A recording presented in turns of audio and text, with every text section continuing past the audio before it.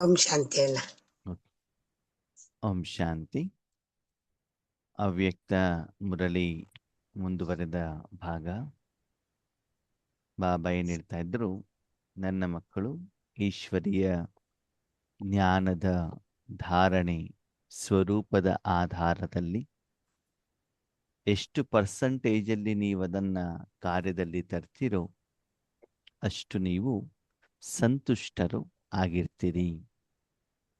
ಆದರೆ ಸಂತುಷ್ಟತೆಗೆ ಆಧಾರ ನೀವು ಬಾಬಾರವರಿಂದ ಪ್ರತಿದಿನ ವಿಶೇಷವಾಗಿ ಅಮೃತ ವೇಳೆಯಲ್ಲಿ ಏನು ಮಾಡಬೇಕಾಗ್ತದೆ?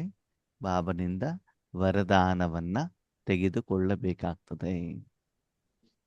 ಆದರೆ ಆ ವರದಾನವನ್ನು ತೆಗೆದುಕೊಳ್ಳಲಿಕ್ಕೆ ಮಕ್ಕಳು ಕಾರಣಗಳನ್ನು ಹೇಳ್ತಾರೆ.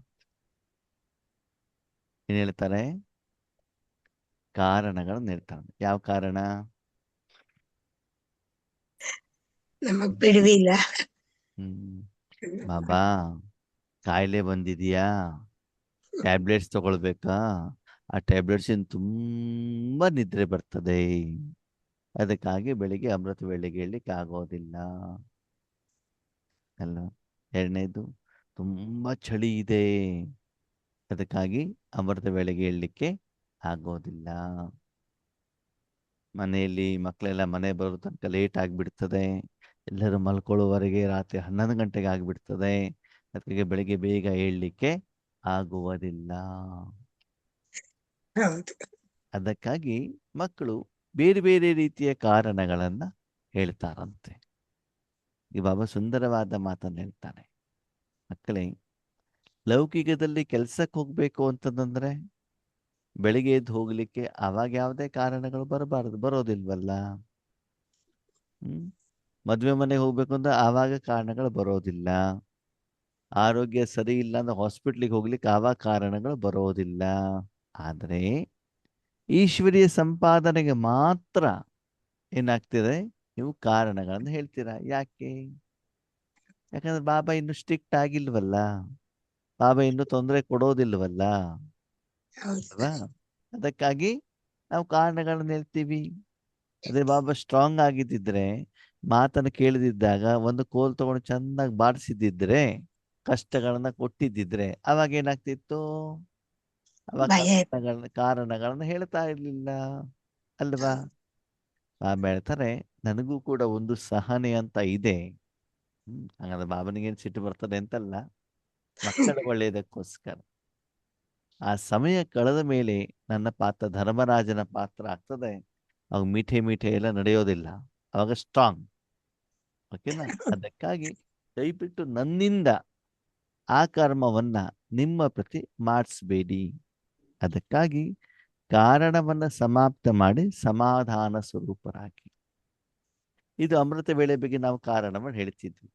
ಇನ್ನು ಮುರಳಿ ವಿಷಯದಲ್ಲಿ ಬಾಬಾ ಬೆಳಿಗ್ಗೆ ಸೆಂಟ್ರಿಗೆ ಹೋಗ್ಲಿಕ್ಕೆ ಆಗೋದಿಲ್ಲ, ಮನೇಲಿ ಕೆಲಸ ಇರ್ತದೆ ಅಲ್ವಾ ಅಂತ ಬಿಟ್ಟು ಸಾಯಂಕಾಲ ಆಗ್ತದೆ. ಸಾಯಂಕಾಲ ಅಯ್ಯೋ ಬಾಬಾ ಬೆಂಗಳೂರಿನಲ್ಲಿ ಮಳೆ ಸ್ಟಾರ್ಟ್ ಆಗಿಬಿಟ್ಟಿದೆ ಅಂತ ಹೇಳ್ಬಿಟ್ಟು ಹೇಳ್ತಾ ಇದ್ವಿ. ಮತ್ತೆ ನಾವು ಹೋದಾಗ ಅಲ್ಲಿ ಸೆಂಟರ್ ಓಪನ್ ಇರೋದಿಲ್ಲ ಅಂತ ಕಾರಣಗಳನ್ನು ಹೇಳ್ತಿದ್ವಿ. ಈಗ ನಿಮ್ ಕೈಯಲ್ಲೇ ಮುರಳಿ ಬರ್ತದೆ, ಅಡ್ವಾನ್ಸ್ ಅಲ್ಲೇ ಮುರಳಿ ಬರ್ತದೆ ಅಲ್ವಾ? ಆದ್ರೂ ಕೂಡ ನಾವು ಓದೋದಿಲ್ಲ ಅಂತ ಅಂದಾಗ ಅವಾಗ ಏನ್ ಮಾಡ್ಲಿಕ್ಕೆ ಆಗ್ತದೆ?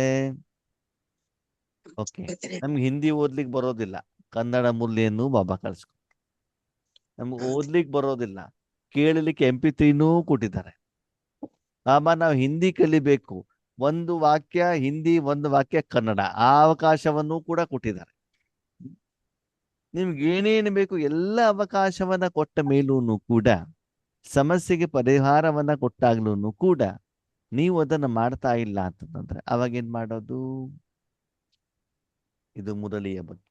ಇನ್ನು ಧಾರಣೆ ವಿಷಯದಲ್ಲಿ ಬಾಬಾ ಹೇಳ್ತಾರೆ, ಸರಿ ಗೃಹಸ್ಥ ವ್ಯವಹಾರದಲ್ಲಿ ಇದ್ದೀರಾ, ಶಾರೀರಿಕವಾದ ಧಾರಣೆ ಮಾಡ್ಲಿಕ್ಕೆ ನಿಮ್ಗೇನೋ ಕಷ್ಟವಾಗ್ಬೋದು, ಆದ್ರೆ ಸದಾಕಾಲ ನಿಮ್ಮನ್ನು ನೀವು ಆತ್ಮ ಅಂತ ತಿಳ್ಕೊಳ್ಬೋದಲ್ವಾ? ಬೇರೆಯವ್ರನ್ನ ಆತ್ಮ ಅಂತ ನೋಡ್ಬೋದಲ್ವಾ? ಸದಾಕಾಲ ತಂದೆಯನ್ನು ನೆನಪು ಮಾಡ್ಬೋದಲ್ವಾ? ಇದಕ್ಕೇನು ಕಾರಣ ಕೊಡ್ತೀರಿ ಅಲ್ವಾ? ಅದಕ್ಕಾಗಿ ಯಾವುದೇ ಕಾರಣಗಳಿದ್ರೂ ಕೂಡ ಆ ಎಲ್ಲ ಕಾರಣಗಳನ್ನೇನ್ ಮಾಡ್ಬೇಕಂತೆ ಸಮಾಪ್ತಿ ಮಾಡಿ ಸಮಾಧಾನ ಸ್ವರೂಪ. ಲೌಕಿಕದಲ್ಲಿ ಸಂಪಾದನೆ ಮಾಡ್ಬೇಕಾದ್ರೆ ಯಾವ ಕಾರಣಗಳನ್ನು ಕೂಡ ಹೇಳೋದಿಲ್ಲ, ಕೊಡ್ತಾ ಇರ್ತೀವಲ್ಲ.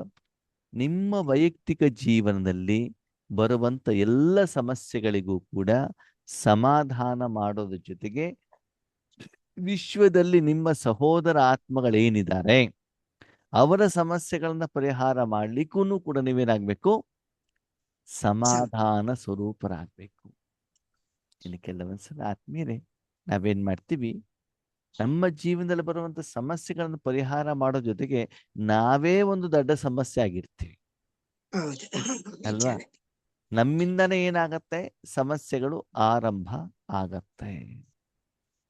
ನಾವೇ ಸಿಟ್ಟಲ್ಲಿ ಮಾತಾಡೋದು, ನಾವೇ ಬೇರೆಯನ್ನ ನಿಂದನೆ ಮಾಡೋದು, ನಿಜಾನೇ. ಈ ರೀತಿ ಎಲ್ಲ ಮಾಡಿದಾಗ ಬಾಬನ ಹೆಸರು ಹಾಳಾಗತ್ತಲ್ವಾ? ಹಾಳಾಗುತ್ತೆ. ಬಾಬನ ನಿಂದನೆ ಮಾಡಿದಾಗ ಆಗತ್ತಲ್ವಾ? ಆವಾಗ ನೀವು ಭಗವಂತನ ಜ್ಞಾನವನ್ನ ಹೇಳಿಬಿಟ್ಟು ಆ ಆತ್ಮಗಳು ಬಾಬನ ಮನೆಗೆ ಬರೋ ಬದಲು ನಿಮ್ಮ ವ್ಯವಹಾರ, ನಿಮ್ಮ ಸಂಸ್ಕಾರ, ನಿಮ್ಮ ಮಾತುಕತೆ, ಸಂಬಂಧ ಸಂಪರ್ಕ ನೋಡ್ಬಿಟ್ಟು ಅವ್ರು ಬಾಬನ ಮನೆಗೆ ಬರೋದಿಲ್ಲ. ನೀವು ಎಷ್ಟಾದ್ರೂ ಭಾಷಣ ಮಾಡಿ, ಎಷ್ಟಾದ್ರೂ ಜ್ಞಾನವನ್ನ ಹೇಳಿ, ಎಷ್ಟು ಬೇಕಾದ್ರೂ ಪಾಂಪ್ಲೆಟ್ಸ್ಗಳನ್ನ ಕೊಡಿ, ನಿಮ್ಮ ಸಂಸಾರವನ್ನ, ನಿಮ್ಮ ಜೀವನವನ್ನ ಅವರೇನ್ ಮಾಡ್ತಾರೆ, ಚೆಕ್ ಮಾಡ್ತಾರೆ. ಈಶ್ವರಿ ಜ್ಞಾನದಿಂದ ಇವರಲ್ಲಿ ಎಷ್ಟು ಪರಿವರ್ತನೆ ಆಗಿದೆ. ಆವಾಗ ಬಾಬನ ಮಗು ಆಗದೆ ಇರೋದಕ್ಕೆ ನೀವೇ ಕಾರಣೀಕರ್ತರಾಗಿದ್ರೆ, ಹಾಗಿದ್ರೆ ಅವಾಗ ಅವರಿಂದ ನೀವು ಆಶೀರ್ವಾದ ತಗೊಳ್ತಿರೋ, ಶಾಪ ತಗೊಳ್ತಿರೋ? ಬಾಬನಿಂದ ಏನ್ ತಗೊಳ್ತೀರಾ? ಇದೆಲ್ಲವನ್ನ ಏನ್ ಮಾಡ್ಕೊಳ್ಳಿ ಮಕ್ಕಳೇ, ಚೆಕ್ ಮಾಡ್ಕೊಳ್ಳಿ ನಿಮ್ಮ ವೈಯಕ್ತಿಕ ಜೀವನವನ್ನ. ಅಂದ್ರೆ ಕಾರಣಗಳನ್ನು ಹೇಳೋದರ ಮೂಲಕ ವರದಾನವನ್ನ ತೆಗೆದುಕೊಳ್ಳಿಕ್ಕೆ, ಶಕ್ತಿಗಳನ್ನ ತೆಗೆದುಕೊಳ್ಳಿಕ್ಕೆ ನೂರಾರು ಏನ್ ಮಾಡ್ತೀರಿ, ಕಾರಣಗಳನ್ನ ತಿಳಿಸ್ತಾ ಇರ್ತೀರಾ. ಅದನ್ನೆಲ್ಲವನ್ನ ತೆಗೆದಾಕ್ಬಿಟ್ಟು ಸಮಯದ ಅನುಸಾರದಲ್ಲಿ ಬಾಬಾ ಏನ್ ಹೇಳ್ತಾರೋ ಅದನ್ನೇನ್ ಮಾಡ್ಬೇಕು, ಮಾಡ್ತಾ ಹೋಗ್ಬೇಕಾಗತ್ತೆ ಅಂತ ಹೇಳ್ತಾರೆ ಬಾಬಾ. ಅದಕ್ಕೆ ಬಾಬಾ ಹೋಮ್ವರ್ಕ್ ಅನ್ನು ಕೂಡ ಕೊಟ್ಟಿದ್ರು. ಎಷ್ಟು ಜನ ಸೀರಿಯಸ್ ಆಗಿ ಮಾಡಿದ್ದಾರೆ ಅಂತ ಬಾಬಾ ಏನ್ ಮಾಡ್ತಿದ್ದಾರೆ, ಕೇಳ್ತಾ ಇದ್ದಾರೆ. ಬಾಬನ ಮೇಲೆ ಅಷ್ಟೊಂದು ಪ್ರೀತಿ ಇದೆಯಲ್ವಾ? ಪ್ರೀತಿ ಇದೆ ಅಂತ ನನ್ನ ಮೇಲೆ ಸ್ವಲ್ಪ ಏನ್ ಮಾಡ್ಬೇಕಾಗತ್ತೆ, ತ್ಯಾಗನೂ ಕೂಡ ಮಾಡ್ಬೇಕಾಗ್ತದೆ. ನೋಡಿ, ಕೆಲವೊಂದ್ಸಲ ತಾಯಂದಿರು ಮಕ್ಕಳ ಬಗ್ಗೆ ಎಷ್ಟು ಸಮಯವನ್ನು ತ್ಯಾಗ ಮಾಡ್ತಾರೆ. ಸಣ್ಣ ಮಗು ದೊಡ್ಡದಾಗೋದ್ರವರೆಗೆ 6 ತಿಂಗಳು 1 ವರ್ಷ ರಾತ್ರಿ ಪೂರ್ತಿ ನಿದ್ರೆ ಮಾಡೋದಿಲ್ಲ. ಆ ಮಗು ಏನ್ ಮಾಡ್ತದೆ ಅಂತಂದ್ರೆ ದಿನವಿಡೀ ನಿದ್ರೆ ಮಾಡೋದು, ರಾತ್ರಿ ಪೂರ್ತಿ ಎಚ್ಚರ ಆಗಿರೋದು. ಓಕೆ, ನೀವು ಏನ್ ಮಾಡ್ಬೇಕು, ಡೇನಲ್ಲಿ ಕೆಲಸಗಳಿರ್ತಾವ, ಮಲ್ಗೊಳ್ಲಿಕ್ಕೆ ಆಗೋದಿಲ್ಲ. ರಾತ್ರಿ ಮಗು ಎಚ್ಚರ ಇದೆ ಅಂತ ಅದು ಕೂಗ್ತಾ ಇರ್ತದೆ, ಅಳ್ತಾ ಇರ್ತದೆ, ಅದಕ್ಕೆ ಆಟ ಆಡಿಸ್ಬೇಕು. ಯಾಕಂದ್ರೆ ನನ್ನ ಮಗು ಅಲ್ವಾ. ಅವಾಗ ಮರುದಿನ ಸುಸ್ತಾಯ್ತು, ನಿನ್ನೆ ರಾತ್ರಿ ನಿದ್ದೆ ಬಂದಿಲ್ಲ ಅಂತ ಏನಾದ್ರು ಹೇಳ್ತೀವ? ಇಲ್ಲ. ಅದೇನೋ ಎಲ್ಲ ಟೂರ್ ಮಾಡ್ಕೊಂಡು ಬಂದಿರ್ತೀರ 6 ತಿಂಗಳಿಗೆ ಒಂದ್ಸಲ, ಅಯ್ಯೋ ನಿನ್ನೆ ರಾತ್ರಿ ಪೂರ್ತಿ ನಿದ್ದೆನೇ ಇಲ್ರಿ, ಅದಕ್ಕಾಗಿ ಇವತ್ತು ನಿದ್ರೆ ಎಳಿತಾ ಇದೆ. ನನ್ನ ವೈಯಕ್ತಿಕ ಜೀವನದಲ್ಲಿ ನೋಡಿದ್ದೀನಿ ಆದ್ಮೇಲೆ ತುಂಬಾ ಸಲ ಈಶ್ವರಿ ಸೇವಾರ್ಥ ರಾತ್ರಿ ಬಸ್ಸಲ್ಲೋ ಟ್ರೈನಲ್ಲೋ ಜರ್ನಿ ಮಾಡ್ಬೇಕಾಗ್ತದೆ. ನಿದ್ರೆ ಸರಿ ಬರೋದಿಲ್ಲ, ಮಧ್ಯೆ ಎಚ್ಚರ ಆಗ್ತಾ ಇರ್ತದೆ. ಮರುದಿನ ಬೆಳಿಗ್ಗೆ ಹೋದ ತಕ್ಷಣದಲ್ಲಿ ಸೇವಾ ಕೇಂದ್ರದಲ್ಲಿ ಸೇವೆ ಮಾಡ್ಬೇಕಾಗ್ತದೆ. ಅವಾಗ ಸೇವೆ ಮಾಡಬೇಕು ಅಂತ ಮನೋಭಾವದಲ್ಲಿ ನಾನು ಕುತ್ಕೊಂಡ್ ಬಿಟ್ರೆ ನಿದ್ರೆ ಹತ್ತನ್ನು ಸುಳಿಯೋದಿಲ್ಲ ಅಲ್ವೇನಾ? ಅಲ್ವಾ? ಸ್ವಲ್ಪ ಸೇವೆ ಇಲ್ಲ, ಸ್ವಲ್ಪ ಕುತ್ಕೊಂಡಾಗ ಇವಾಗ ಫ್ರೀ ಆಯ್ತು ತಕ್ಷಣ ನಿದ್ದೆ ಎಳೆದು ಬರ್ತದೆ. ಯಾಕಂದ್ರೆ ಗಮನ ಆ ಕಡೆಗೆ ಹೋಗುತ್ತಲ್ವಾ? ಓಕೆ, ಸೇವಾ ಕೇಂದ್ರಕ್ಕೆ ಹೋಗೋ ಬದಲು ನಾನು ವಾಪಸ್ ಮನೆಗೆ ಬಂದೆ ಅಂತ ತಿಳ್ಕೊಳ್ಳಿ, ಅಲ್ಲಿ ವಿಶ್ರಾಂತಿ ತೆಗೆದುಕೊಳ್ಳಿಕ್ಕೆ ನನಗೆ ಅವಕಾಶ ಇದೆ ಅಂತಂದಾಗ ಆವಾಗ ಏನಾಗತ್ತೆ, ನಿನ್ನೆ ರಾತ್ರಿ ನಂಗೆ ನಿದ್ರೆ ಬಂದಿಲ್ಲ, ನಿದ್ರೆ ಬರಬೇಕು, ನಿದ್ರೆ ಮಾಡಬೇಕು ಅಂತ ಏನ್ ಮಾಡ್ಬಿಡ್ತೇನೆ, ನಾನು ಮಲ್ಕೊಂಡ್ಬಿಡ್ತೇನೆ. ಹಾಗಂತ ತುಂಬಾ ಸಮಯದವರೆಗೆ ನಿದ್ರೆ ಕಂಟ್ರೋಲ್ ಮಾಡೋದು ಕೂಡ ಒಳ್ಳೆಯದಲ್ಲ. ತುಂಬಾ ನಿದ್ರೆ ಕಂಟ್ರೋಲ್ ಮಾಡಿದ್ರೆ BP ಬರ್ತದೆ, ತಲೆ ಸುತ್ತು ಬರ್ತದೆ, ಕಾಯಿಲೆ ಬರ್ತದೆ, ಶರೀರಕ್ಕೆ ಏನು ವಿಶ್ರಾಂತಿ ಸಿಗಬೇಕು ಅದು ಸಿಗೋದಿಲ್ಲ. ಆದ್ರೆ ಬಾಬಾ ಹೇಳೋದು ಇಷ್ಟೇ, ಈ ಒಂದು ಪದಮಾಪದಂ ಸಂಪಾದನೆಯನ್ನು ಮಾಡಬೇಕಾದ್ರೆ ಕೆಲವೊಂದು ಮಧ್ಯದಲ್ಲಿ ಅಡೆತಡೆಗಳು ಬರ್ತವೆ. ಅದಕ್ಕೆ ನೀವೇನ್ ಮಾಡಬೇಕಾಗ್ತದೆ, ಕಾರಣವನ್ನ ಕೊಡುವ ಹಾಗೆ ಇಲ್ಲ.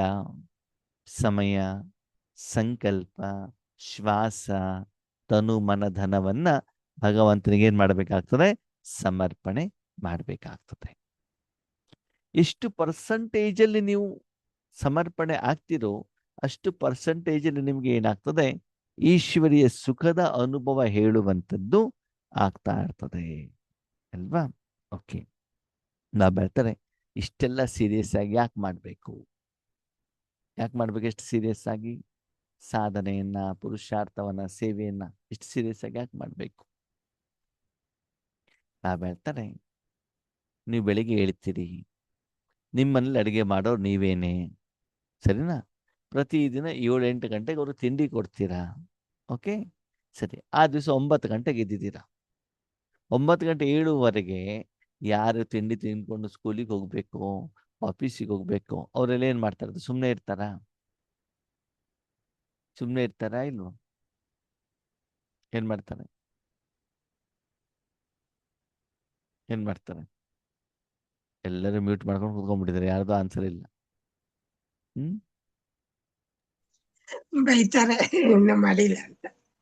ಬೊಬ್ಬೆ ಹೊಡಿತಾ ಇರ್ತಾರೆ, ಹೌದು. ಕೂಗ್ತಾರಲ್ವಾ? ಹಾಸ್ಪಿಟಲ್ ಇಷ್ಟೊತ್ತಿಗೆ ಡಾಕ್ಟರ್ ಬರ್ತಾರೆ ಅಂತ ಜನ ವೇಟ್ ಮಾಡ್ತಾ ಇರ್ತಾರೆ. ಡಾಕ್ಟರ್ ಬರ್ಲಿಕ್ಕೆ ಲೇಟ್ ಆಯ್ತು, ಅವಾಗ ಜನ ಬೊಬ್ಬೆ ಹೊಡಿತಾರೆ ಇಲ್ವೋ? ಹೋಟೆಲಲ್ಲಿ ಹೋಗಿ ಕುಂತಿರ್ತಾರೆ, ಕುಂತ ತಕ್ಷಣ ಅವ್ರು ತಿಂಡಿ ಬರ್ಬೇಕು, ಬಂದೇ ಇಲ್ಲ, ಲೇಟ್ ಆಯ್ತು, ಅವಾಗ ಬೊಬ್ಬೆ ಹೊಡಿತಾರೆ ಇಲ್ವೋ? ಮದುವೆಗಂತ ಹೊಸ ಬಟ್ಟೆಯನ್ನ ಸ್ಟಿಚ್ ಮಾಡ್ಲಿಕ್ಕೆ ಕೊಟ್ಟಿರ್ತೀರಾ, ಓಕೆ, ಟೇಲರ್ ಟೈಮಿಗೆ ಸರಿಯಾಗಿ ಸ್ಟಿಚ್ ಮಾಡ್ಕೊಡೋದೇ ಇಲ್ಲ, ಅವಾಗ ಕೂಗ್ತಿರೋ ಕೂಗಲ್ವೋ? ಅಲ್ವಾ? ಹಾಗೆ ಆದ್ಮೇಲೆ ಇಷ್ಟೊಂದು ಆಶ್ಚರ್ಯ ಗೊತ್ತಾ ಈ ಒಂದು ಡ್ರಾಮಾ. ಈ ಆತ್ಮಗಳಿದಾವಲ್ಲ, ಒಂದೊಂದು ಆತ್ಮ ಒಂದೊಂದು ವಿಷಯದಲ್ಲಿ ಎಕ್ಸ್ಪರ್ಟ್ ಇರ್ತಾರೆ. ಯಾರು ಇಂಜಿನಿಯರ್ ಇದ್ದಾರೋ ಅವ್ರು ಡಾಕ್ಟರ್ ಆಗ್ಲಿಕ್ಕೆ ಆಗೋದಿಲ್ಲ. ಯಾರು ಡಾಕ್ಟರ್ ಆಗಿದ್ದಾರೋ ಅವನು ವ್ಯವಸಾಯ ಮಾಡ್ಲಿಕ್ಕೆ ಆಗಲ್ಲ. ವ್ಯವಸಾಯ ಮಾಡುವಲ್ಲಿ ಯಾರು ಮರ ಹತ್ತುತ್ತಾರೋ ಅವನು ಕಾರ್ಪೊರೇಟ್ ಕೆಲಸ ಮಾಡ್ಲಿಕ್ಕೆ ಆಗಲ್ಲ, ಅಲ್ವಾ? ಪ್ರತಿಯೊಂದು ಆತ್ಮನಲ್ಲೂ ಕೂಡ ಏನಾಗಿರ್ತದೆ, ಏನಾದ್ರೂ ಒಂದು ವಿಶೇಷತೆ ಈ ಪ್ರಪಂಚಕ್ಕೆ ಸಂಬಂಧಪಟ್ಟದ್ದು ಇದ್ದೇ ಇರ್ತದೆ, ಹೌದಾ? ಹಾಗೆ ನಮ್ಮಲ್ಲಿ ಏನು ವಿಶೇಷತೆ ಇದೆ? ಯಾವ್ದನ್ನು ತುಂಬಿದ್ದಾರೆ? ಯಾವ್ದನ್ನು ತುಂಬಿದ್ದಾರೆ ನಮ್ಮಲ್ಲಿ?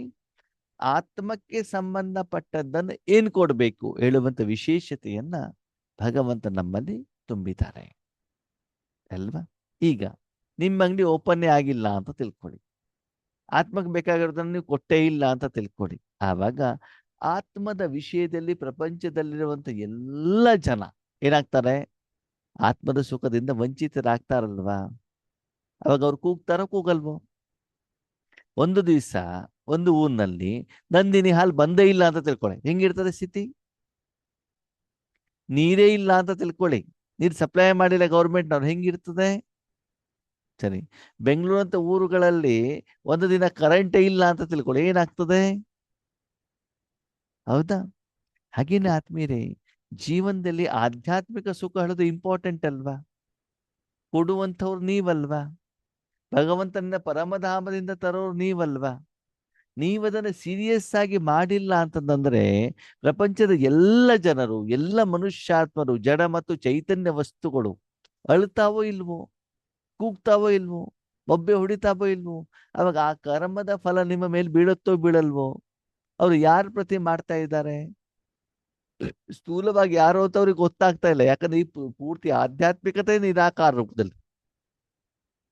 ಯಾರಿಂದ ಸಿಗಬೇಕಿತ್ತು ಅದು ಸಿಗಲಿಲ್ಲ ಅಂತಂದ್ರೆ ಒಳಗಡೆಯಿಂದ ಹೊರಗಡೆಯಿಂದ ಅಷ್ಟು ಬೆಂಕಿಯ ಬೇಗೆಯಲ್ಲಿ ಬಿದ್ದು ಬೆಂದುತ್ತಾ ಇರ್ತಾರೆ ಆತ್ಮೀಯರೇ. ಹಾಗಿದ್ರೆ ಆ ಎಲ್ಲ ಆತ್ಮಗಳ ದುಃಖಕ್ಕೆ ನೀವು ಕಾರಣೀಕರ್ತರಾಗ್ತಿರಲ್ವಾ? ಅವಾಗ ಎಷ್ಟು ನೀವು ವಿಕರ್ಮವನ್ನ ಮಾಡ್ಕೊಳ್ತೀರಾ ಅಂತ ಸ್ವಲ್ಪ ಏನ್ ಮಾಡ್ಕೊಳ್ಳಿ, ಚೆಕ್ ಮಾಡ್ಕೊಳ್ಳಿ. अभी तो इस वर्ष का लास्ट टर्न आ गया, दूसरे वर्ष में क्या होता है वह तो आप और बाप देख रहे हैं, देखेंगे, लेकिन क्या यह शब्द समय को देख आप लोग कहते हो ना, समय की पुकार है.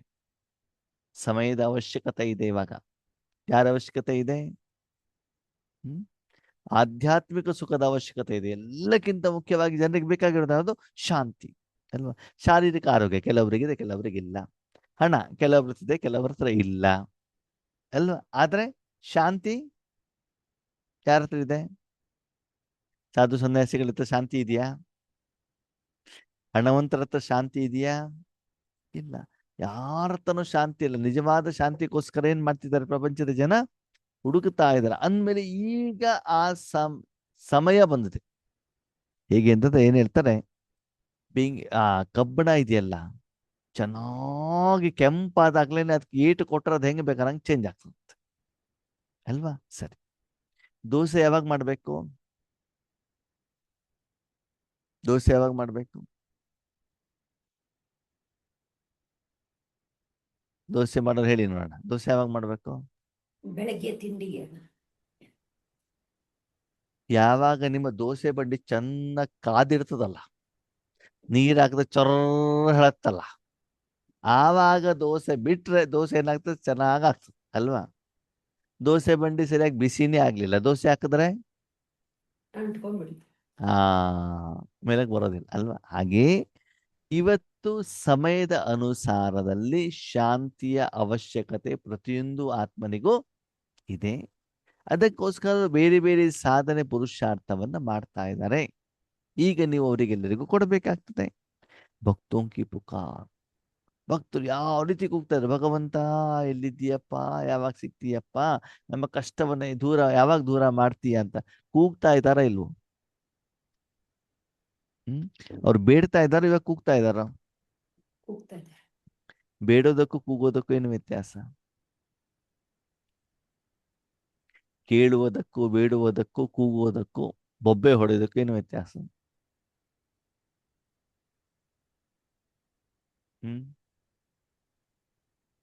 ಏನು ವ್ಯತ್ಯಾಸ? ನಿಮ್ಮಲ್ಲಿ ಬೇಕಾದಷ್ಟು ನೀರಿದೆ ಅಂತ ತಿಳ್ಕೊಳ್ಳಿ, ಸರಿನಾ? ಆವಾಗ ಏನ್ ಮಾಡ್ತಾರೆ, ಯಾರೊಬ್ರು ದಾರಿ ಹೋಗೋರು, ಅವ್ರಿಗೆ ಬಾಯಾರಿಕೆ ಆಗಿರ್ತಾರೆ, ಅವಾಗ ಅವ್ರು ಏನ್ ಮಾಡ್ತಾರೆ, ಒಂದ್ ಲೋಟ ನೀರು ಕೊಡ್ರಿ ಅಂತ ಹೇಳ್ತಾರೆ ತಾನೆ? ಇದ್ಯಾವುದು?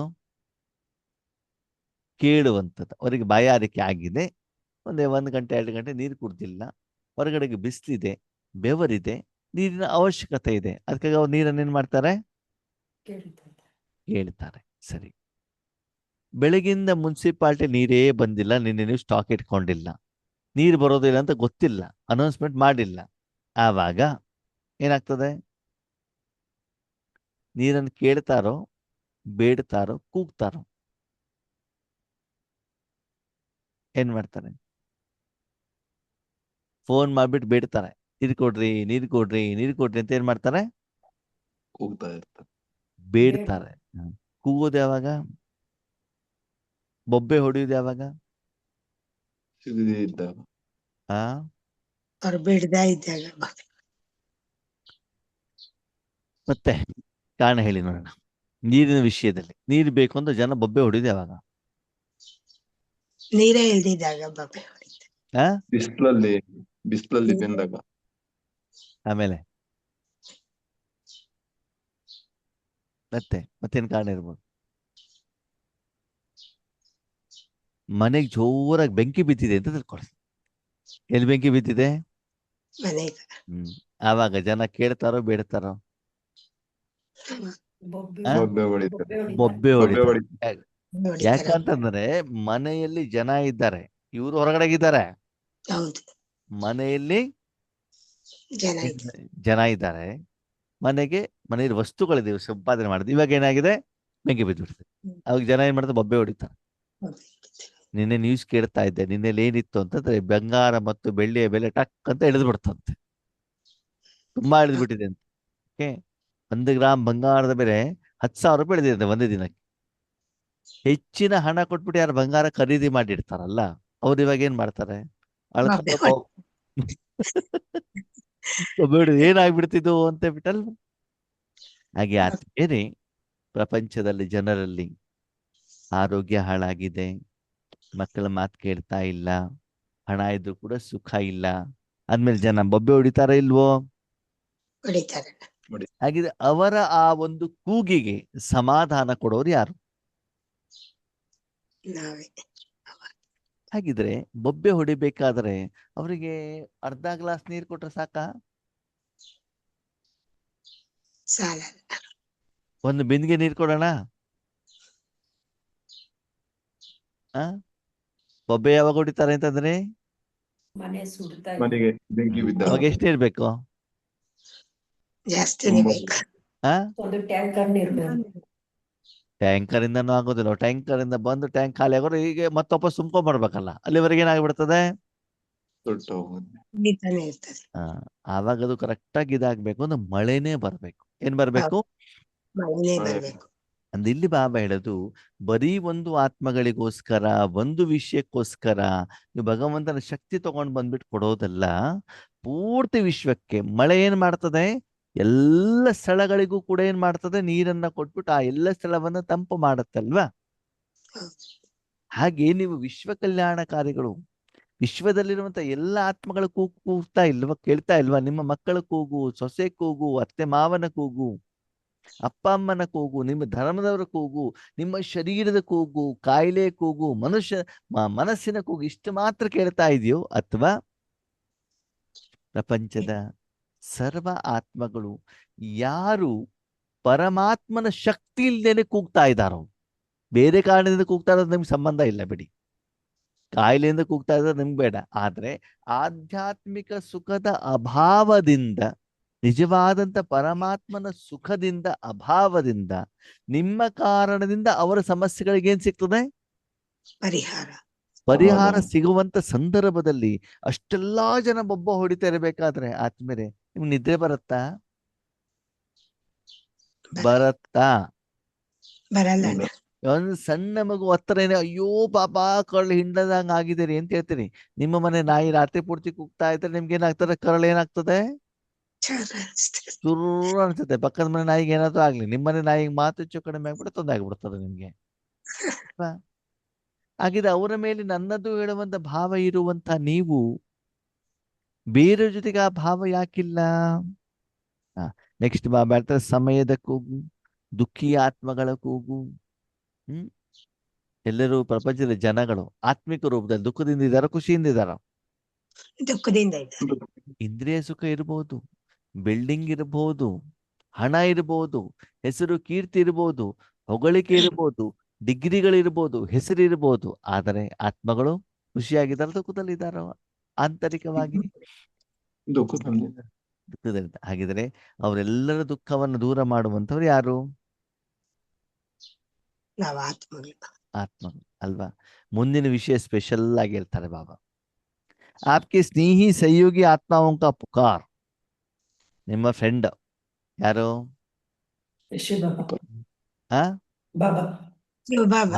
ಬಾಬನ ಮಕ್ಕಳು, ಆಪ್ಕೆ ಸ್ನೇಹಿ ಅವ್ರ ಸಹಯೋಗಿ ಅಲ್ವಾ? ನಿಮ್ಮ ಮನಬುದ್ಧಿ ಸಂಸ್ಕಾರ ಇರ್ಬೋದು, ಶರೀರ ಇರ್ಬೋದು, ಬಾಬನ ಮಕ್ಕಳಿದಾರಲ್ಲ. ನೀವು ಬೇಕಾದ್ರೆ ನೋಡಿ, ಬಾಬನ ಮಕ್ಕಳು ಕೂಡ ಇವತ್ತು ಖುಷಿಯಾಗಿದ್ದಾರೋ ಟೆನ್ಷನ್ ಅಲ್ಲಿ ಇದ್ದಾರೋ?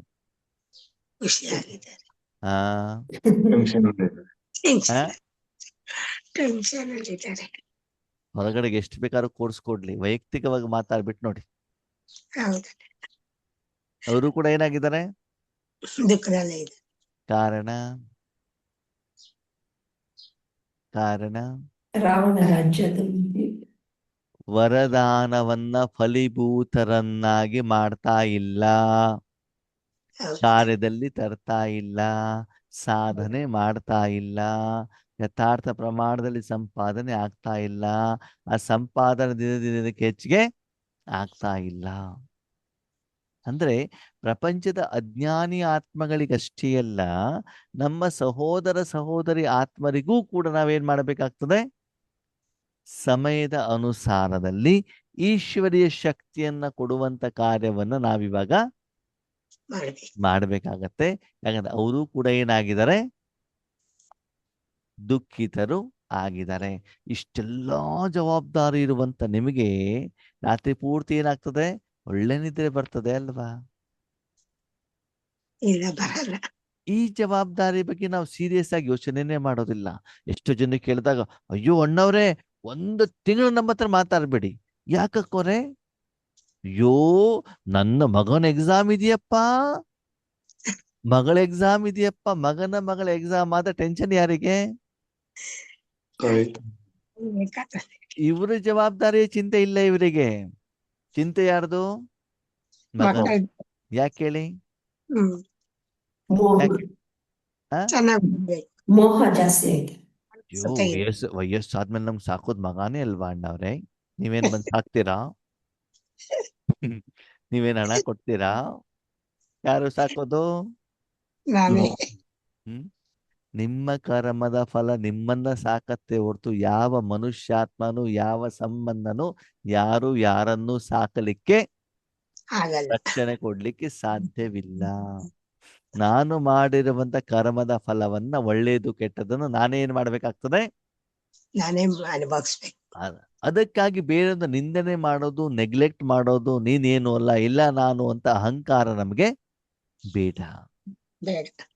ಅದಕ್ಕಾಗಿ ವಾಸ್ತವಿಕತೆ ಅರ್ಥ ಮಾಡ್ಕೊಳ್ಳಿ. ಅವರ ಪರೀಕ್ಷೆಗೆ ಸಹಾಯ ಮಾಡಿ ಸಹಯೋಗ ಕೊಡಿ, ಬೇಡ ಅಂತ ಹೇಳಿಲ್ಲ. ಹಾಗಂತ ಮುಖ್ಯವಾದ ವಿಚಾರ ಏನಿದೆ ಇದರಿಂದ ನಾವು ಹಿಂದಕ್ಕೆ ಏನ್ ಮಾಡಬಾರ್ದು, ಬರಬಾರ್ದು. ಅಷ್ಟು ಸೀರಿಯಸ್ ಆಗಿ ಆ ಎಲ್ಲ ಆತ್ಮಗಳ ಕೂಗು ನಿಮ್ಮ ಹೃದಯ ಅಂತರಾಳದಲ್ಲಿ ಕೇಳ್ತಾ ಇದೆಯಾ? ಅದಕ್ಕೆ ತಕ್ಕಾಗಿ ನೀವು ಪ್ರತಿದಿನ ಸಾಧನೆಯಿಂದ ಆ ಎಲ್ಲ ಆತ್ಮಗಳಿಗೆ ಸ್ಪಂದಿಸ್ತಾ ಇದ್ದೀರಾ, ಜೊತೆ ಕೊಡ್ತಾ ಇದ್ದೀರಾ ಅಂತ ಬಾಬನ ಪ್ರಶ್ನೆ. ಕೊಡ್ತಾ ಇದ್ದೀವಿ ಆತ್ಮೀಯರಷ್ಟು? ರಾಜಯೋಗದಲ್ಲಿ ಕುತ್ಕೊಂಡಾಗ ಅಷ್ಟೆಲ್ಲ ಶಕ್ತಿ ಪ್ರವಾಹ ಆಗಿದೆ ಗೊತ್ತಾಗತ್ತಾ? ನೀವು ಅಂತ ದಾನಿಗಳಾಗಿದ್ದಿದ್ರೆ ನಾವು ಕೆಲವೊಂದ್ ಕಡೆ ನೋಡ್ತೀವಿ, ಶ್ರೀಮಂತರ ಮನೆ ಹತ್ರ ಅಥವಾ ರಾಜಕೀಯ ನಾಯಕರ ಮನೆ ಹತ್ರ ಜನ ತುಂಬಿಡ್ತಾರೆ. ಯಾಕೆ ಹೇಳಿ? ಅವ್ರ ಇಷ್ಟಗಳನ್ನ ನೆರವೇರಿಸ್ತಾ ಇರ್ತಾರೆ. ದುಡ್ಡು ಕೊಡ್ತಾ ಇರ್ತಾರೆ ಅಲ್ವಾ?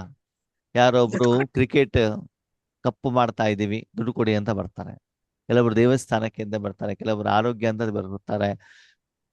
ತುಂಬಾ ಜನ ಬರ್ತಾ ಇರ್ತಾರೆ. ಅವರಿಗೆಲ್ಲ ಕೇಳಿ ಅವ್ರೇನ್ ಮಾಡ್ತಾ ಇರ್ತಾರೆ, ಹಣವನ್ನ ಕೊಡ್ತಾ ಇರ್ತಾರೆ. ಓಕೆ, ಅವರ ಹಣನಾದ್ರೂ ಕೊಡ್ಲಿ, ಗೌರ್ಮೆಂಟ್ ಇದ್ದಾದ್ರೂ ಕೊಡ್ಲಿ ಅಲ್ವಾ?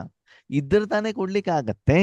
ಹಾಗೆ ಇಲ್ಲೂ ಕೂಡ ಬಾಬಾ ಏನ್ ಹೇಳ್ತಾರೆ, ಮಕ್ಕಳೇ ಆ ಎಲ್ಲ ಆತ್ಮಗಳ ಇಚ್ಛೆಗಳನ್ನ ನೀವು ಪೂರ್ಣ ಮಾಡ್ಬೇಕಲ್ಲ, ಪೂರ್ಣ ಮಾಡ್ತಾ ಇದ್ದೀರಾ ಅಂತ ಬಾಬಾ ನಿಮ್ಮನ್ನ ಹೇಳ್ತಾ ಇದ್ದಾರೆ. ಯಾರು ಮಾಡ್ಬೇಕು ಆತ್ಮೀಯರು ಈ ಕೆಲಸವನ್ನ? ನಾನೇ ಮಾಡ್ಬೇಕು. ಹಾಗಿದ್ರೆ ಪ್ರತಿದಿನ ಆ ಪ್ರಮಾಣದಲ್ಲಿ ಭಗವಂತನ ಶಕ್ತಿ ನಿಮ್ಮ ಮೂಲಕ ಈ ಪ್ರಪಂಚಕ್ಕೆ ಬರ್ತಾ ಇದೆಯಾ? ದಿನದಿಂದ ದಿನಕ್ಕೆ ಉದ್ವೇಗ, ಚಿಂತೆ, ಸಮಸ್ಯೆ ಜಾಸ್ತಿ ಆಗ್ತಾ ಇದೆಯೋ ಕಡಿಮೆ ಆಗ್ತಾ ಇದೆಯೋ? ಜಾಸ್ತಿ. ಅಷ್ಟು ಪ್ರಮಾಣದಲ್ಲಿ ಶಕ್ತಿಗಳು ವಿಶ್ವಕ್ಕೆ ತಲುಪ್ತಾ ಇದೆಯಾ? ಇಲ್ಲ. ತಲುಪಿಲ್ಲ ಅಂತಂದ್ರೆ ವಿಶ್ವ ಪರಿವರ್ತನೆ ಆಗ್ಲಿಕ್ಕೆ ಸಾಧ್ಯನಾ? ಆಗಲ್ಲ. ಸಾಧ್ಯ ಇಲ್ಲ ಅಲ್ವಾ? ಅದಕ್ಕಾಗಿ ಬಾಬಾ ಏನ್ ಹೇಳ್ತಾರೆ, ಮಕ್ಕಳೇ ನಿಮ್ಮ ಟೈಟಲ್ ಏನಿದೆ, ಬ್ರಾಹ್ಮಣ ಆತ್ಮಗಳಲ್ವಾ ನೀವು? ನಿಮ್ಮ ಕರ್ತವ್ಯ, ನಿಮ್ಮ ಬಿರುದು ಏನು? ಯಾವ ಕರ್ತವ್ಯಕ್ಕೋಸ್ಕರ ನೀವು ಬ್ರಾಹ್ಮಣರಾಗಿದ್ದೀರಿ? ವಿಶ್ವ ಕಲ್ಯಾಣ, ವಿಶ್ವ ಪರಿವರ್ತಕ. ಅದು ಯಾವ ಪರಿವರ್ತನೆ ಮಾಡ್ತಾ ಇದ್ದೀರಿ? ಸ್ವಪರಿವರ್ತನೆ. ಸ್ವನಲ್ಲಿ ಆತ್ಮನ ಪರಿವರ್ತನೆ ಮಾಡಿದ್ರು ಒಳ್ಳೆಯದೇನೆ. ಅದು ಪರಿವರ್ತನೆ ಮಾಡ್ತಾ ಇರೋದು ಯಾವ್ದನ್ನ? ಶರೀರ. ಓಕೆ, ಹಣ ಬೇಕು ಅಂತ ಕೇಳ್ತೀರಾ. ಹಣ ಆತ್ಮಕ್ ಬೇಕು, ಶರೀರಕ್ಕೆ ಬೇಕು? ಸರಿ. ನಿಮ್ಮ ಮಕ್ಕಳು ಎಕ್ಸಾಮಲ್ಲಿ ಪಾಸ್ ಆಗ್ಲಿ ಅಂತ ಬಾಬನಿಗೆ ಹೇಳ್ತೀರಾ. ಓಕೆ, ಸರಿ. ಅವ್ರು ಯಾಕೆ ಎಕ್ಸಾಮಲ್ಲಿ ಪಾಸ್ ಆಗ್ಬೇಕು? ಯಾಕೆ ಎಕ್ಸಾಮಲ್ಲಿ ಪಾಸ್ ಆಗ್ಬೇಕು? ಉದ್ಯೋಗ ಸಿಗಲಿ. ಆ ಒಳ್ಳೆ ಉದ್ಯೋಗ ಸಿಗಲಿ. ಉದ್ಯೋಗ ಯಾಕೆ ಬೇಕು? ಜೀವನ ಸಂಪಾದನೆ ಮಾಡ್ಲಿಕ್ಕೆ. ಸಂಪಾದನೆ ಯಾವ್ದಕ್ ಬೇಕು? ಶರೀರಕ್ಕೆ ತಾನೆ. ಅವಾಗ ನೀವು ಕೇಳಿ, ಶರೀರಕ್ಕಾಯ್ತೋ ಆತ್ಮಕ್ಕಾಯ್ತೋ? ಶರೀರಕ್ಕಾಯ್ತು. ನೀವ್ ಯಾರು? ಆತ್ಮ. ಆತ್ಮ. ನಿಮ್ ತಂದೆ ಯಾರು? ಪರಮಾತ್ಮ. ಆತ್ಮನ ತಂದೆ. ನೀವ್ ಕೇಳ್ತಾ ಇರೋದು ಯಾವ್ದಕ್ಕೆ? ಶರೀರ. ಅವಾಗ ಅದು ಸರಿ ಆಯ್ತಾ? ಇಲ್ಲ. ಅದಕ್ಕೆ ಸೂಕ್ಷ್ಮತೆಯನ್ನು ಅರ್ಥ ಮಾಡ್ಕೊಳ್ಳಿ ಆತ್ಮರೇ. ನಮಗೆ ಭಗವಂತ ಜ್ಞಾನ ಕೊಟ್ಟಿದ್ದು ಆತ್ಮದ ಜ್ಞಾನ. ಪರಮಾತ್ಮನಿಂದ ಆತ್ಮಕ್ಕೆ ಬೇಕಾಗಿರೋ ಶಕ್ತಿಯನ್ನು ತೆಗೆದುಕೊಳ್ಬೇಕು, ಮತ್ತೆ ಬೇರೆಯವರಿಗೆ ಆತ್ಮಕ್ಕೆ ಬೇಕಾಗಿರೋದನ್ನು ಕೊಡಬೇಕು. ಓಕೆ, ನಿಮ್ಮ ಮಗನಿಗೆ, ಮಗಳಿಗೆ, ಅತ್ತೆಗೆ, ಸೊಸೆಗೆ ಆತ್ಮನಿಗೆ ಬೇಕಾಗಿರೋದನ್ನು ಕೊಡಿ ಅಂತ ಹೇಳಿ, ಅದ್ರಲ್ಲಿ ತಪ್ಪಿಲ್ಲ. ಅದ್ ನಾವು ಸ್ಥೂಲವಾಗಿ ಕೇಳ್ತೀವಲ್ವಾ? ಓಕೆ, ಆತ್ಮಿಕ ಶಕ್ತಿಯನ್ನು ಅವರಿಗೆ ಕೊಡೋದರ ಮೂಲಕ ಅವರು ಆ ಸಮಸ್ಯೆ ಏನಾಗ್ಲಿ ಹೊರಗಡೆ ಬರ್ಲಿ, ಅಥವಾ ಈ ಸಮಸ್ಯೆ ಪರಿಹಾರ ಆಗೋದ್ರ ಮೂಲಕ ಅವರು ಬಾಬನ ಮಗು ಆಗ್ಲಿ. ಆತ್ಮೀಯರೇ, ನಮ್ಮ ಸಂಕಲ್ಪ ಹೇಗಿರ್ತದೆ ಹೇಳಿ ನೋಡೋಣ. ನಾಗರತ್ನಕ್ಕ ಹೇಳಿ, ನಮ್ಮ ಸಂಕಲ್ಪ ಹೆಂಗಿರ್ತದೆ? ನನ್ನ ಮಗಳು ಚೆನ್ನಾಗಿ ಓದಿ ಒಳ್ಳೆಯ ಮಾರ್ಕ್ಸ್ ತಗೊಂಡು US ಗೆ ಹೋಗ್ಬೇಕು. ಎಲ್ಲಿಗೆ ಹೋಗ್ಬೇಕು? USA ಯಾಕೆ? ಸಂಪಾದನೆ. ಅದೇ ಒಂದು ಸಂಕಲ್ಪವನ್ನ ಮಾಡಿ, ನನ್ನ ಮಗಳು ಬಾಬನ ಮಗು ಆಗ್ಲಿ, ಆಧ್ಯಾತ್ಮಿಕ ಸಂಪಾದನೆ ಮಾಡ್ಲಿ, US ಬದಲು ಪರಂಧಾಮಕ್ಕೆ ಹೋಗ್ಲಿ, ಶಿವಬಾಬನ್ ಫ್ಯಾಕ್ಟ್ರಿಲಿ ಕೆಲಸ ಮಾಡ್ಲಿ, ಅಲ್ಲಿಂದ ಶಕ್ತಿ ತಗೊಂಡ್ ಬರ್ಲಿ, ವಿಶ್ವಕ್ಕೆಲ್ಲ ಕೊಡ್ಲಿ ಅಂತ ನಾವು ಎಷ್ಟು ತಾಯಂದಿರು ನಮ್ಮ ಮಕ್ಕಳ ಬಗ್ಗೆ ಯೋಚನೆ ಮಾಡ್ತೀವಿ? ಮಾಡಲ್ಲ. ಅದಕ್ಕೊಂದು ಮಾತಿದೆ, ಸ್ವಾಮಿ ವಿವೇಕಾನಂದ ಒಳ್ಳೆಯವರು, ಸ್ವಾಮಿ ವಿವೇಕಾನಂದನಂತವರು ಪ್ರಪಂಚಕ್ಕೆ ಬೇಕು. ಆದರೆ ಆದರೆ ಆದರೆ ಮುಂದೆ ಹೇಳಿ, ನಮ್ಮ ಬೇರೆ ಮಕ್ಕಳು ಮಾತ್ರ ಬೇಡ. ನಮ್ಮ ಮಕ್ಕಳು ಬೇಡ, ಪಕ್ಕದ ಮನೆಯವರಾಗ್ಲಿ. ಹಾ, ನಮ್ಮ ಮಕ್ಕಳು USA ಹೋಗ್ಬೇಕು. ನಮ್ಮ ಇವಾಗ ಮಕ್ಕಳು ಮದುವೆಯಾಗಿ ಒಳ್ಳೆ ಸಂಪಾದನೆ ಮಾಡಿ ಬಿಲ್ಡಿಂಗ್ ಕಟ್ಬಿಟ್ಟು ಮಕ್ಕಳು ಮಾಡಿ ಮೊಮ್ಮಕ್ಕಳನ್ನ ನನ್ನ ಕೈಲಿ ಕೊಡ್ಬೇಕು. ಹೌದು. ಅವಾಗ ನಮ್ಮ ಜ್ಞಾನ ಎಲ್ಲೋಯ್ತು ಸ್ವಾರ್ಥದ ಕಡಿಮೆ ಇತ್ತು. ಅಲ್ವಾ? ಮೊನ್ನೆ ಭಾಗ್ಯವಿಧಾತ ಫಿಲ್ಮ್ ಅಲ್ಲಿ ನೋಡಿದ್ವಿ. ಏನು, ಶಿವ ನಿಮ್ಮ ಬಾಬಾ ಪೂರ್ತಿ ಪರಿವಾರವನ್ನು ಯಜ್ಞಕ್ಕೆ ಕೊಟ್ಟ ಮೇಲೆ ತಮ್ಮ ಮಗ ಮತ್ತು ಇನ್ನೊಬ್ರು ಅವರ ಅಂದ್ರೆ ಇವರು ಯಾರು, ಅವರ ಮಗಳ ಪತಿ ಅಂತ ಕಾಣ್ತದೆ, ಇಬ್ರು ಕೂಡ ನಾವು ಮುಂಬೈಗೆ ಹೋಗ್ತೀವಿ ಅಂತ ಹೇಳ್ತಾರೆ. ಯಾವ್ದಕ್ಕೆ? ಬಿಸ್ನೆಸ್ ಮಾಡ್ಲಿಕ್ಕೆ. ಸರಿನಾ? ಬಾಬಾ ಹೇಳ್ತಾರೆ, ನೀನ್ ಮುಂಬೈಗೆ ಹೋಗ್ಲಿಕ್ಕೆ ನಂದೇನು ಅಬ್ಜೆಕ್ಷನ್ ಇಲ್ಲ, ಆದ್ರೆ ನಿನಗೆ ಸಿಗೋದು ಮುಂಬೈ ಹೋಗುವವರೆಗೆ ಟ್ರೈನ್ ಟಿಕೆಟ್ ಚಾರ್ಜ್ ಅಷ್ಟೇ. ಮುಂಬೈ ಹೋಗಿ ತಲುಪುವವರೆಗೆ ಯಾತ್ರಾ ಭೋಜನ ಎಷ್ಟು ಬೇಕು ಯಜ್ಞದಲ್ಲಿ ಸಿಗೋದು ನಿನಗೆ ಅಷ್ಟೇ. ಓಕೆ, ಎಷ್ಟೋ ವರ್ಷ ಯಜ್ಞದಲ್ಲಿ ಅವ್ರೇನ್ ಮಾಡಿದ್ದಾರೆ? ಕಾರ್ಯವನ್ನ ಮಾಡಿದ್ದಾರೆ, ಸೇವೆ ಮಾಡಿದ್ದಾರೆ. ಅದಾದ್ಮೇಲೆ ಬಾಬಾ ಹೇಳ್ತಿರೋದೇನು? ಸ್ವತಃ ಮಗು ಆದ್ರೂ, ಸ್ವತಃ ಅಳಿಯನಾದನು ಬಾಬಾ ಹೇಳಿದ್ದೇನು? ನೀನು ಮುಂಬೈ ತಲುಪುವವರೆಗೆ ಎಷ್ಟು ಬೇಕೋ ಅಷ್ಟು ಟ್ರೈನ್ ಚಾರ್ಜು ಮತ್ತೆ ಬ್ರಹ್ಮಭೋಜನ ಇಷ್ಟು ಮಾತ್ರ ನಿನಗೆ ಸಿಗ್ತದೆ, ಬಿಟ್ರೆ ಅದಕ್ಕಿಂತ ಹೆಚ್ಚಿಗೆ ಬೇರೆ ಏನು ಸಿಗೋದಿಲ್ಲ. ನಷ್ಟ ಮೋಹ. ಅದಕ್ಕಾಗಿ ಫಾಲೋ ಫಾದರ್ ಅಂತ ಬಿಟ್ಟು ಹೇಳುವಂಥದ್ದು. ಅದೇ ನಾವಾಗಿದ್ದಿದ್ರೆ ನಮ್ಮ ಮಕ್ಕಳಿಗೆ ಏನ್ ಮಾಡ್ತೇವಿ? ಈಶ್ವರ ಧನವನ್ನು ತೆಗೆದುಬಿಟ್ಟು ಏನ್ ಮಾಡ್ತಿರ್ತೀವಿ? ಕೊಡ್ತಾ ಇರ್ತೀವಿ, ನಮ್ಮ ಮಕ್ಕಳು ಚೆನ್ನಾಗಿರ್ಲಿ ಅಂತ, ಹೌದು. ಅಲ್ವಾ? ಅದಕ್ಕಾಗಿ ಬಾಬಾ ಹೇಳ್ತಾರೆ, ಮಕ್ಕಳೇ ನೀವು ವಿಶ್ವ ಪರಿವರ್ತಕರಾಗಿದ್ದೀರಲ್ವಾ, ಆ ಹಣೆ ಪಟ್ಟಿ ಇದೆ, ಆ ಬಿರುದಿದೆ, ಆ ಕರ್ತವ್ಯವನ್ನ ನೀವೇನ್ ಮಾಡ್ಬೇಕಾಗ್ತದೆ? ಕಾಲದಲ್ಲಿ ಮಾಡಬೇಕಾಗ್ತದೆ. ಆದ್ರೆ ಮಕ್ಕಳು ಹೇಳ್ತಾರೆ, ಬಾಬಾ ಎಲ್ಲ ಸರಿ, ಆದ್ರೆ ನಿರೀಕ್ಷಿತ ಸಫಲತೆ ಸಿಗೋದಿಲ್ಲ. ಯಾಕೆ? ನಾವು ವಿಶ್ವ ಪರಿವರ್ತನೆಗಂತ ಕೂತ್ಕೊಳ್ತೀವಿ, ಆ ನಿರೀಕ್ಷಿತ ಫಲ ಯಾಕೆ ಸಿಗೋದಿಲ್ಲ? ಸರಿ, ಒಂದು ಬಲ್ಬ್ ಇದೆ ಅಂತ ತಿಳ್ಕೊಳ್ಳಿ. ಬಲ್ಬಿನ ಕೆಲಸ ಏನು? ಬೆಳಕೊಡೋದು. ಬಲ್ಬ್ ಬೆಳಕು ಕೊಡತ್ತೋ, ಕರೆಂಟ್ ಬೆಳಕು ಕೊಡತ್ತೋ? ಕರೆಂಟ್ ಬಲ್ಬ್ ಏನು? ಸಾಧನೆ. ಅದಲ್ಲ. ಅಲ್ವಾ? ಹಾಗೆ ಇಲ್ಲಿ ವಿಶ್ವ ಪರಿವರ್ತಕ ಕೆಲಸದಲ್ಲಿ ನೀವು ಯಾರ ಪಕ್ಕ ಕೂತ್ಕೊಳ್ಬೇಕು? ಭಗವಂತ ವಿಶ್ವ ಪರಿವರ್ತಕ ಆಗುವಂತ ಶಕ್ತಿ ಯಾರಲ್ಲಿದೆ? ತಂದೆ. ತಂದೆಲ್ಲಿದೆ. ಅದ ನಾವೇನ್ ಮಾಡ್ತೀವಿ? ನಾನೇ ಕೊಡಕ್ ಹೋಗ್ತೀನಿ. ಒಂದು ನಾನು ಮತ್ತೆ ಪಕ್ಕದಲ್ಲಿ ಅತ್ತೆ ಮಾವ, ಹಣ, ಅಂತಸ್ತು, ಅಧಿಕಾರ, ಹೆಸರು, ಕೀರ್ತಿ ಇದನ್ನ ಇಟ್ಕೊಳ್ತೀವಿ, ಹೌದು. ಅಲ್ವಾ? ಅವ್ರು ಯಾರನ್ನ ಇಟ್ಕೊಂಡ್ರು ಕೂಡ ಅವ್ರ ಜೊತೆಲಿ ರಾವಣ ಇರೋದಕ್ಕೆ ರಾವಣನು ಕೂಡ ಏನ್ ಮಾಡ್ಬಿಡ್ತಾನೆ? ನಿಮ್ ಜೊತೆಗೆ ಫ್ರೀ ಆಗಿ ಬಂದು ಬಂದು ಬಿಡ್ತಾನೆ. ಆವಾಗ ನಿಮ್ ಜೊತೆಗೆ ಅದು ಏನಾಗುತ್ತೆ? ಪ್ರವಾಹ ಆಗ್ತದೆ. ಅದು ಮತ್ತೇನಾಗ್ತದೆ? ವಿಕರ್ಮ ಆಗ್ತದೆ. ಅದು ಸಂಪಾದನೆ ಆಗದೆ ಇರುವಂತ ಕಾರಣದಲ್ಲಿ ನಿಧಾನಕ್ಕೆ ಸುಸ್ತು, ಆಲಸ್ಯ, ಬಲಹೀನತೆ, ನಿದ್ರೆ ಇದೆಲ್ಲ ಏನಾಗುತ್ತೆ? ಆರಂಭ ಆಗುತ್ತೆ. ನಾನು ಅಬ್ಸರ್ವೇಷನ್ ಮಾಡಿ ತುಂಬಾ ಬಾಬನ ಮಕ್ಕಳಿಗೆ ಸುಸ್ತು, ನಿದ್ರೆ ಯಾಕೆ ಬರುತ್ತೆ ಅಂತಂದ್ರೆ, ಬರೀ ಸ್ಥೂಲವಾದ ಡಿಮಾಂಡ್ ಇಟ್ಕೊಳ್ಳೋದು, ಅದನ್ನು ಕಂಪ್ಲೀಟ್ ಮಾಡೋದು ಅಷ್ಟು ಮಾತ್ರ ಈಶ್ವರಿ ಜೀವನ ಅಂತ ತಿಳ್ಕೊಂಡ್ಬಿಡ್ತೀವಿ. ಬಾಬನ ಮುರಳಿ ಏನ್ ನಡೀತಾ ಇದೆ ಅಂತ ನಾವು ಯೋಚನೆನೇ ಮಾಡ್ತಾ ಇಲ್ಲ. ಅದಕ್ಕಾಗಿ ಹಳೆಯ ಲೆಕ್ಕಾಚಾರ ಕ್ಲಿಯರ್ ಆಗೋದಿಲ್ಲ, ಆ ಪ್ರಮಾಣದಲ್ಲಿ ಸಂಪಾದನೆ ಆಗೋದಿಲ್ಲ. ಅದಕ್ಕಾಗಿ ಈಶ್ವರಿ ಜೀವನ ಸುಖಮಯ ಆಗೋದಿಲ್ಲ, ಅಲ್ವಾ? ಈಗ ನೀವು ಕೇಳಿದಾಗ ಅಷ್ಟೂ ಕೂಡ ಪಪ್ಪ ಕೊಟ್ಟಿಲ್ಲ ಅಂತಂದ್ರೆ ಅದನ್ನು ಕೂಡ ಮಕ್ಕಳು ಬಿಟ್ಬಿಟ್ಟು ಹೋಗ್ಬಿಡ್ತಾರೆ, ಅಲ್ವಾ? ಈಗ ಮನೆಯಲ್ಲಿ ಅಪ್ಪ ಅಮ್ಮ ಏನ್ ಮಾಡ್ತಾರೆ? ಮಕ್ಕಳು ತಾಯಿ ಎದೆ ಹಾಲು ಕುಡಿಲಿ, ಹಸುವಿನ ಹಾಲು ಕುಡಿಲಿ ಅಂತ ಯೋಚನೆ ಮಾಡ್ತಿರ್ತಾರೆ. ಇಲ್ಲ ನನಗೆ ಪಿಜ್ಜಾನೇ ಬೇಕು ಅಂತ ಜೋರ ಗಲಾಟೆ ಮಾಡ್ದೆ ಏನ್ ಮಾಡ್ತಾರೆ ಅಪ್ಪ ಅಮ್ಮ? ಸುಮ್ನೆ ಆಗ್ಬಿಡುತ್ತೆ. ಮನೆ ಬಿಟ್ಟು ಓಡೋಗದೆ ಇರ್ಲಿ ಅಂತ ಹೇಳ್ಬಿಟ್ಟು ಪಿಜ್ಜಾ ಕೊಡಿಸ್ತಾರೆ ಅಷ್ಟೇ. ಹಾಗಂತ ಅವ್ರು ಇಷ್ಟದಿಂದ ಕೊಟ್ಟಿದ್ದಾರೆ ಅಂತ ಅರ್ಥ ಅಲ್ಲ ಅದು. ತಂದೆ ತಾಯಿನೇ ಕೊಟ್ಟಿರ್ಬೋದು, ಆದ್ರೆ ಮಕ್ಕಳು ಬೇಜಾರಾಗಬಾರ್ದು ಅಂತ ಕೊಟ್ಟಿರ್ತಾರೆ. ಹಾಗೆ ಆತ್ಮೀಯರೇ, ಬಾಬರವರ ಉದ್ದೇಶ ಏನಿದೆ ಅಂತ ಬಾಬಾ ಹೇಳ್ತಾ ಇದ್ದಾರೆ. ವಿಶ್ವ ಪರಿವರ್ತನೆ ಯಾಕೆ ಆಗ್ತಾ ಇಲ್ಲ ಅಂತಂದ್ರೆ, ನೀವು ಮನಸ್ಸಲ್ಲಿ ಬಾಬನನ್ನು ಇಟ್ಕೊಳ್ಬೇಕು, ನೀವು ಬರೀ ನಿಮಿತ್ತರಾಗ್ಬೇಕಷ್ಟೆ. ನೀವೇನಾಗ್ಬೇಕು? ನಿಮಿತ್ತರಾಗಬೇಕು. ಅಂದ್ರೆ ಆ ಸಮಯದಲ್ಲಿ ನಿಮ್ಮ ವೈಯಕ್ತಿಕ ಯಾವುದೇ ಸಂಕಲ್ಪಗಳು, ಯೋಚನೆಗಳು ಆ ಕಾರ್ಯದಲ್ಲಿ ಮಧ್ಯದಲ್ಲಿ ಬರಕೂಡದು. ಇದು ಒಂದು ಕಾರಣ. ಎರಡನೇದು ಬಾಬಾ ಹೇಳ್ತಾರೆ, ಮಕ್ಕಳೇ, ಸಫಲತೆಗೆ ಆಧಾರ ಯಾವುದು? ಯಾವುದು? ದೃಢತಾ. ಎಸ್, ನಾನು ಮಾಡಬಲ್ಲೆ, ನನ್ನ ಹತ್ರ ಮಾಡ್ಲಿಕ್ಕೆ ಆಗತ್ತೆ. ಯಾಕಾಗತ್ತೆ? ಮಾಡಬೇಕಾಗಿರೋದು ನಾನಲ್ಲ, ನನ್ನಪ್ಪ. ಈ ಬಂದು ನನಗೆ ಬೇಕಾದಷ್ಟು ಕಾರ್ಯವನ್ನ ಮಾಡಿಕೊಟ್ಟಿದ್ದಾರೆ ಅಂದ್ಮೇಲೆ ಇದು ಭಗವಂತನ ಕಾರ್ಯ ಇರೋದಕ್ಕೆ ಅವರು ಮಾಡೇ ಮಾಡ್ತಾರೆ ಅಲ್ವಾ? ಆ ಒಂದು ಅನುಭವ, ಆ ಒಂದು ಧೈರ್ಯ ನಿಮ್ಮಲ್ಲಿ ಬರಬೇಕಾಗ್ತದೆ. ಆವಾಗ ಮಾತ್ರ ಆಗತ್ತೆ. ಮಾಡೋ ಮೊದಲು ಆಗತ್ತೋ ಆಗಲ್ವೋ ಅಂತ ಅನುಮಾನ ಬಂದರೆ ಏನಾಗ್ತದೆ? ಅದಾಗದೇ ಇಲ್ಲ. ಮಾಡ್ಲಿಕ್ಕೆ ಆಗೋದೇ ಇಲ್ಲ. ಅದಕ್ಕಾಗಿ ಎಸ್ ಐ ಕ್ಯಾನ್, ನಾನು ಮಾಡಬಲ್ಲೆ. ಯಾವ್ದನ್ನ? ಅಮೃತ ವಿಶ್ವ ಕಲ್ಯಾಣವನ್ನ. ಅದಕ್ಕಾಗಿ ನಿಮ್ಗೆ ಆ ದೃಢತೆ ಚಾವಿ ಸ್ಟ್ರಾಂಗ್ ಆಗಿ ಇದ್ದಿದ್ರೆ ಏನಾಗ್ತದೆ? ಚಾವಿ ಹಾಕಿದ ತಕ್ಷಣದಲ್ಲಿ ಬೀಗ ಏನಾಗ್ತದೆ? ಓಪನ್ ಆಗ್ತದೆ. ಓಪನ್ ಆದ ತಕ್ಷಣದಲ್ಲಿ ಏನಾಗ್ತದೆ? ಡೋರ್ ಓಪನ್ ಮಾಡೋದು, ಅದನ್ನೇನ್ ಮಾಡೋದು? ತಿನ್ನೋದು, ಮತ್ತೆ ಬೇರೆಯವ್ರಿಗೂ ದಾನ ಕೊಡ್ಬೋದು. ಚಾವಿನೇ ಓಪನ್ ಆಗಿಲ್ಲ ಅಂತಂದ್ರೆ ಖಜಾನೆ ಹೊರಗಡೆ ಎಲ್ಲಿಂದ ಬರ್ತದೆ? ಅಲ್ವಾ?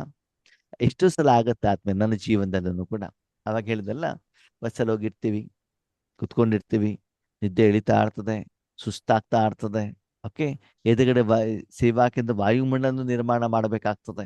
ಏನ್ ಮಾಡೋದು ಅವಾಗ? ಇಲ್ಲ ಇಲ್ಲ ಇಲ್ಲ, ನಾನು ನಿದ್ದೆಯನ್ನು ಪಕ್ಕದಲ್ಲಿ ಇಟ್ಕೊಳ್ಬೇಕು. ಎದುರುಗಡೆ ಪಾಪ ಎಷ್ಟು ಕಷ್ಟ ಪಡ್ತಿದ್ದಾರೆ, ಅವ್ರಿಗೆ ಶಕ್ತಿ ಕೊಡ್ಬೇಕಂತ ಒಳಗಡೆಯಿಂದ ಒಂದು ಸಂಕಲ್ಪ ಮಾಡಿದ ತಕ್ಷಣದಲ್ಲಿ ಏನಾಗ್ಬಿಡ್ತದೆ? ನಿದ್ದೆ ಹೇಳೋದು ಏನಾಗತ್ತೆ? ಹೊರಟೋಗತ್ತೆ. ನೀವೆಲ್ಲೋ ಕೆಲಸ ಮಾಡ್ಕೊಂಡು ಮನೆಗೆ ಬಂದಿರ್ತೀರಾ, ಸುಸ್ತಾಗಿರ್ತದೆ, ಮೈಕೈ ವಿಪರೀತ ನೋವು ಬಂದಿರ್ತದೆ, ಜ್ವರ ಬಂದಿರ್ತದೆ. ಏನಾಗಿರ್ತದೆ ನಾಗರತ್ತಕ್ಕ? ಜ್ವರ ಬರುತ್ತೆ. ಜ್ವರ ಬಂದಿದೆ. ಯಾವಾಗ? ಹೊರಗಡೆ ಕೆಲಸ ಮಾಡ್ಕೊಂಬಂದ ಮನೆಗೆ ಬಂದಾಗ. ನೀವೇನು ಯೋಚನೆ ಮಾಡ್ತೀರಾ ಅಂತಂದ್ರೆ, ಇಷ್ಟೆಲ್ಲ ಸುಸ್ತಾಗಿದೆ, ಮನೆಗೆ ಬಂದ ತಕ್ಷಣ ಕೈ ಕಾಲು ತೊಳ್ಕೊಳ್ಬೇಕು ಮತ್ತೆ ಮಲ್ಕೊಳ್ಬೇಕು. ಏನ್ ಮಾಡ್ಬೇಕು?